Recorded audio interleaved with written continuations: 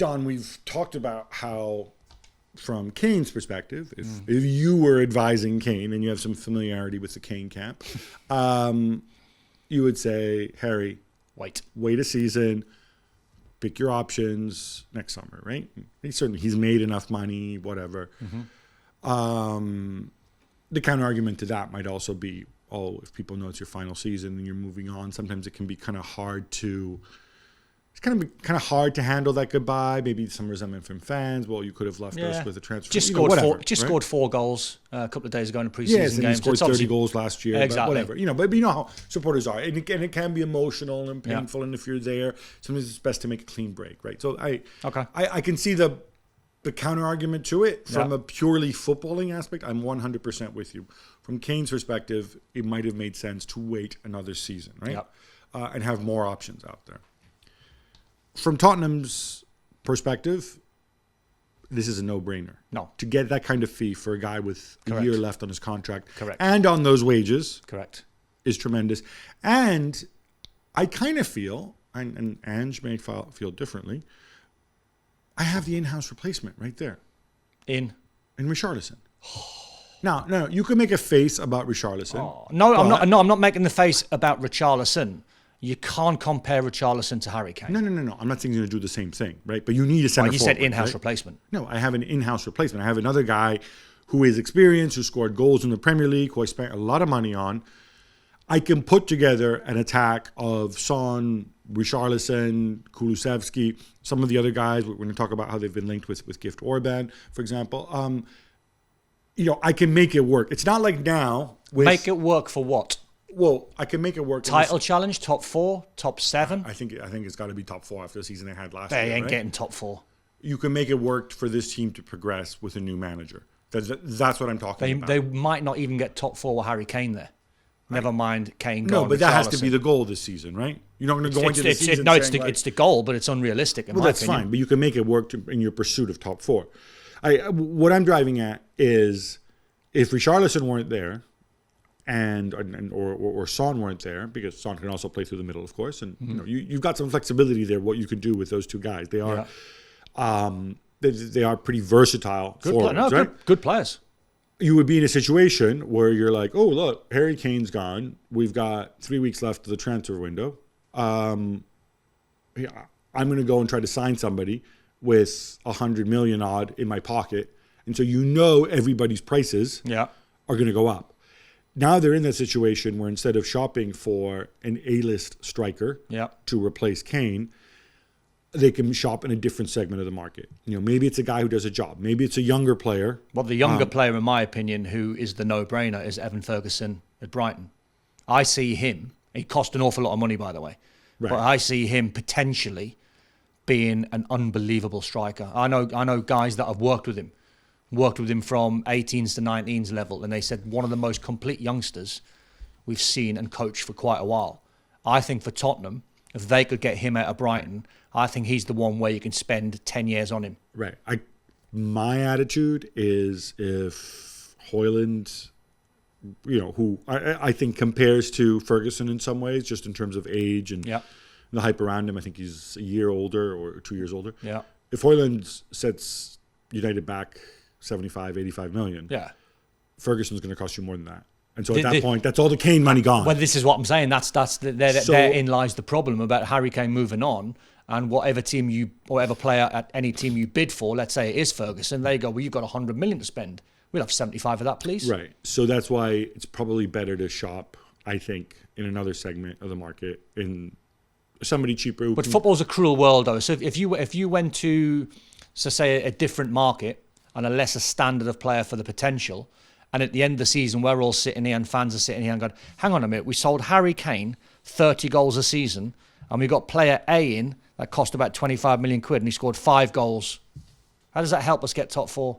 Well, because Rome's not built in a day. You have a new manager you have a project. Yeah, but fans don't see it. And Postecoglou has coached as many Premier League games right now for Tottenham as you have, right? Which is 0. It doesn't mean his opinion's better than mine or mine's better than his. No. But what it means is you have to give it time to develop. You have to see what he can do. I get that. Can Kulusevski improve? Can Richarlison live up to his transfer fee that you paid a year ago? So would the economics not be the conversation between Daniel Levy and Ange Postecoglou, if we kept Harry Kane, right, and we let him go for free, the numbers, if we did get them top four, what's Champions League money these days? 60, 70? It depends how far you get. But yeah, 60 is probably... so would the economics not work by keeping him? I would argue probably not, because it's not like you're guaranteed Champions League even with Harry Kane, right? So as we saw last so we go full circle back to the conversation with Richarlison. If you want to look at it from a probability situation, no. But then again, you have Postecoglou, whereas last year you had 3 different managers and it didn't work out well and you fell apart late in the season, right? Yeah. And let's not forget, under Conte, at some point they were in the top 4 conversation. They were in the top 4 conversation for much of the season. So you can make a point that maybe they're not quite as bad as. But Jose's told us, and Antonio Conte's told us. Yeah, again, it's not on us. This is on the group of players. So just because you bring Postecoglou in, who's a very exciting front-footed manager, a little bit different than Jose and Antonio Conte maybe, but he's still got that group of players to work with, who, when it comes to the crunch, are not good enough. We'll see what they can do with Ange. I'm always, the guy it's not on the manager. I'm saying the players. I'm not. Right, but we'll see if the players behave differently, even assuming what Conte and those guys and Mourinho. Oh, I know players at Tottenham when Antonio Conte come in and he ran them hard. I know players at Tottenham when he's unbelievable.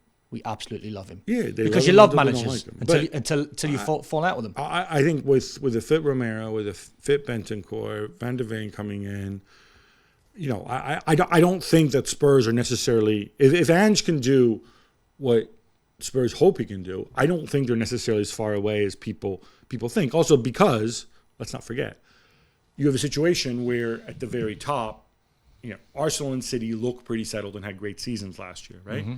But Liverpool have a ton of question marks. Manchester United have a ton of question marks. Chelsea, let's not even get started. Newcastle and Villa, weirdly, are the teams who are pushing. So you could argue they're coming behind you. Brighton. Potentially Brighton too. I mean, there are other teams. But you're in this situation where if you're Spurs, you're in that mix. And I can go pear-shaped and you finish 9th. Or there could be a gap behind the front too. I'm just with that conversation you're having with me here, and you're selling it to me, and you're selling to me well. I would still have more hope of Tottenham getting top 4 with Harry Kane there. Of course, obviously, but the question is... But I totally understand, by the way, Levy saying we want 100. Right, and where would they be 12 months from now we can't sell without Harry Kane and without the 100 million, right? Because that's the flip side of it. Let's talk about Bayern. I find this interesting, the Harry Kane thing. So obviously, I think there's almost been like for a club that likes to plan and everything, a bit of an emotional reaction here, right? So they lose Lewandowski. They're like, yeah, we don't need a center forward. Look, Sadio Mane, blah, blah, blah. Good German. We've got a bit of German. But we've got, Matthijs Tel is going to be really good. And then we see what happens last year. And I personally, I'm on the record, I'm going to stick with this.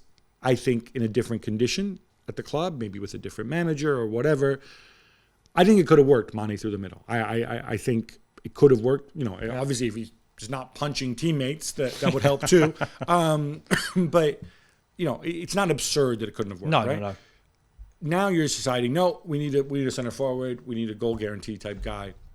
Let's bring in Harry Kane. Now, what I wanted to ask you though is, this is a team which has an exceptional attacking midfielder in Jamal Musiala. Unbelievable. Thomas Muller, who was an exceptional, a team icon, a guy who's difficult to leave out of the side. And they're still waiting for Leroy Sané to fire. No, but I just want to stick on the quality. The quality. You got Sané, Coleman, Gnabry. You have your wingers, right? Yeah. This issue was raised to me is, how is Harry Kane going to play over there?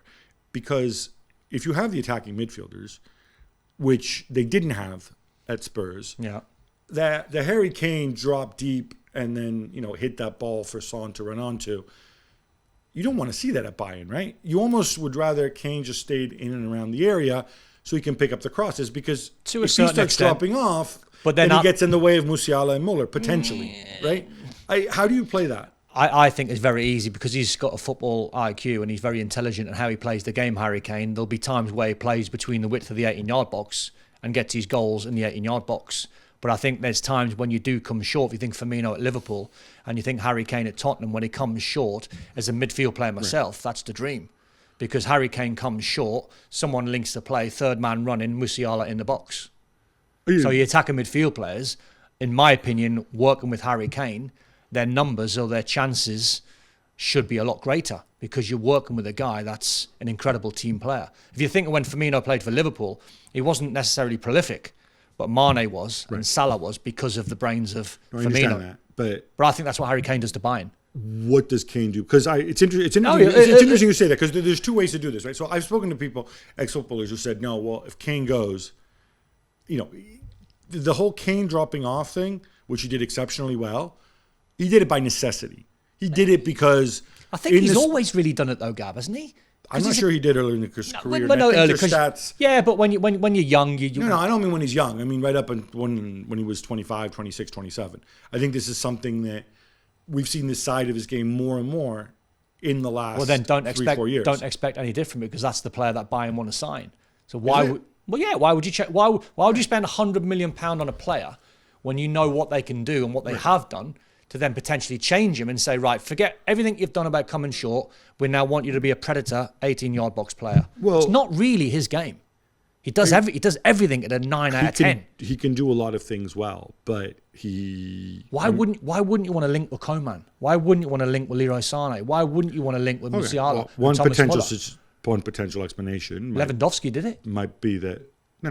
Okay, don't give me this. Lewandowski did it. Lewandowski didn't play like that, right? This is my gripe with fans. It's like they want a definition of the player. Why can't you let the player do what he does in 90 minutes? So there might be a 5 seconds where he comes short. There might be a 10 seconds he goes in behind. Do the whole thing. But I think there's a lot of data and analytics that suggest that when Lewandowski, who, by the way, was tremendous at pressing, and when he was at Bayern, he was not dropping into the positions that Kane dropped into at Spurs. Yeah. Many different reasons. That's One fine. evident reason, incidentally, is that under Conte and Mourinho, Spurs didn't necessarily have the 65-70% possession that Bayern often had, right? Yeah. So that could be another explanation. Yeah. I just find it fascinating because you can do so many things with Harry Kane. And as you know, I'm Mr. Number One Tuchelista. I am curious to see how he's going to try to make this work. I wouldn't try too hard, Gab.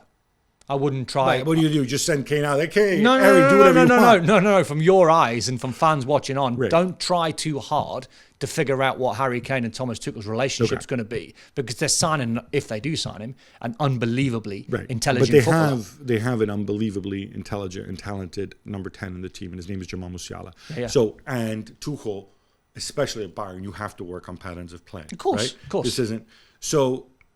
What I'm envisioning, I guess, is situations where, Bayern play Freiburg or whatever, and there's 8 people in the box and everything's all crowded forward, right? So you want Kane to move and you want Kane to drop off, maybe takes a marker with him, probably wouldn't.